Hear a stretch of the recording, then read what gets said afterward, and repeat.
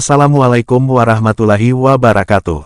Berikut ini kisah perjalanan seorang mualaf. Ia bernama Ustadz Bernard Abdul Jabbar, sebagai salah satu dari mantan misionaris terkemuka yang telah mantap memeluk Islam. Setelah lama masuk Islam, beliau dipercayai sebagai Ketua Panitia Reuni Akbar Mujahid 212, sekaligus beliau juga menjabat sebagai Sekretaris Umum Persaudaraan Alumni 212. Ustadz Bernard Abdul Jabbar merupakan seorang mualaf yang gigih, dan sebelumnya beliau menganut Katolik Roma. Dalam kesehariannya, Ustadz Bernard tak henti-hentinya berdakwah untuk menyeru umat Islam melakukan amar ma'ruf nahi munkar. Dan beliau juga memiliki seorang istri tercinta bernama Umi Ririn Kustiningsih. Bernard Abdul Jabbar lahir dengan nama Bernardus Doni di Malang, tahun 1978 dari orang tua yang beragama Katolik Roma taat. Bernardus Doni dibesarkan dalam keluarga Katolik Roma yang fanatik. Kakeknya adalah seorang Romo Katolik, kakak sulungnya adalah seorang biarawati. Bernardus Doni sudah dididik dalam ajaran Katolik yang masuk Islam plin sangat luar biasa sejak kecil. Setiap hari Sabtu dan Minggu ia diharuskan untuk pergi ke gereja. Pendidikan dasar dan menengah ia jalani di Sekolah Katolik, Kota Malang. Sekolah menengah pertama di SMP Bromeus, Santo Boromeus, dan pendidikan menengah atas ia lanjutkan di sekolah Katolik lainnya. Saat belajar di sekolah Katolik, tidak semua pelajar beragama Katolik, ada juga yang beragama Islam. Pergaulan lintas agama tersebut membuat Bernardus Doni ikut tertarik mengenal Islam. Ketika melanjutkan studi ke sekolah menengah atas yang masih berwarna Katolik, ia mulai diam-diam belajar agama Islam.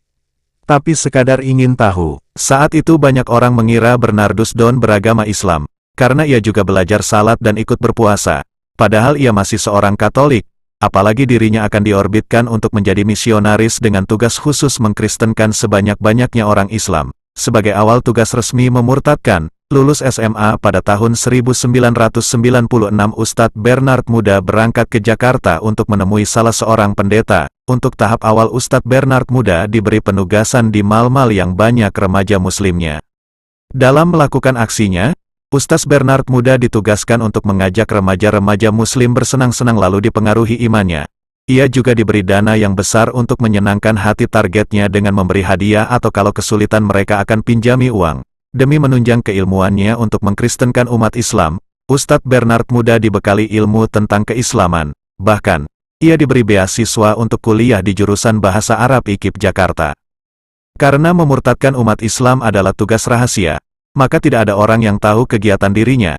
Bahkan, teman-teman kampus mengira ia adalah orang Islam, karena Ustadz Bernard Muda sangat cepat menguasai bahasa Arab, tidak hanya di UNJ.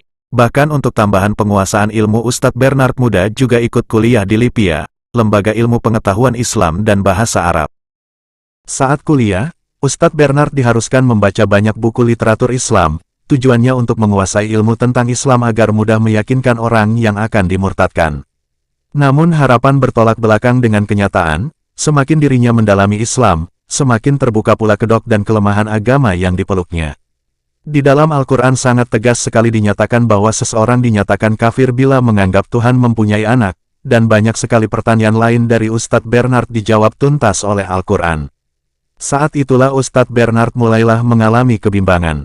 Padahal saat itu dirinya sudah benar-benar dipercaya baik oleh kalangan gereja maupun kalangan Islam. Bukan itu saja, ia pun sempat berdakwah untuk kalangan Islam dan sempat aktif di partai politik berasaskan Islam. Menurut Ustadz Bernard, Islam telah memberikan ketenangan kepadanya. Islam bukan merupakan ajaran pasif, tapi mengajarkan pemeluknya agar kreatif, mengajarkan pemeluknya agar taat kepada perintah Allah dan menjauhi larangannya. Islam ternyata tidak seperti dulu dirinya diajarkan ketika ia Kristen bahwa keselamatan itu hanya ada dalam Kristen. Pemeluk Islam itu bagian dari domba-domba sesat yang harus dikembalikan kepada Kristen sebagai juru selamat. Menurut pengakuannya, ketika belajar Islam, ternyata jauh berbeda. Islam mengakomodir apa yang menjadi kebutuhan manusia dan tidak ada pertentangan di dalamnya. Berbahagialah orang yang sudah Islam sejak lahir, dan harusnya mereka lebih fokus dalam memahami dan mendalami agama Islam.